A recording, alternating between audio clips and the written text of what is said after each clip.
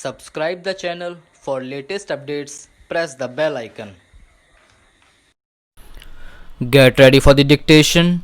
At the count of 3, 2, 1, start. In 1946, the then government of Central Provinces and Berar and the government of Bombay requested the Central Waterways Irrigation and Navigation Commission CWINC to take up investigations on the Narmada river system for basin-wise development of the river with flood control, irrigation, power and extension of navigation as the objectives in view.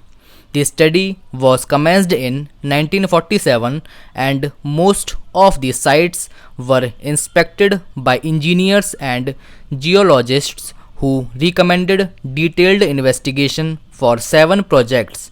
Thereafter, in 1948, the Central Ministry of Works, Mines and Power appointed an ad hoc committee headed by Shri A.N. Khosla, Chairman CWINC, to study the projects and to recommend the priorities. This ad hoc committee recommended as an initial step detailed investigations for the following projects, keeping in view the availability of men, material and resources. Based on the recommendations of the aforesaid ad hoc committee, estimates for investigations of the Bargi, Tawa, Punasa, Narmada Sagar and Broach projects were sanctioned by the Government of India in March 1949. The tribunal framed 24 issues which included the issues relating to the Gujarat having a right to construct a high dam with FRL 530 feet and a canal with FSL 300 feet or thereabouts. Issues 1A, 1B, 1A, 2, 3 and 19 were tried as preliminary issues of law and by its decision dated 23rd February 1972, the said issues were decided against the respondents herein. It was held that the notification of the central government dated 16th October 1969 referring the matters raised by the state of Rajasthan by its complaint was ultra vires of the Act but Constitution of the Tribunal and making a reference of the water dispute regarding the interstate river Narmada was not ultra vires of the Act and the Tribunal had jurisdiction to decide the dispute referred to it at the instance of State of Gujarat.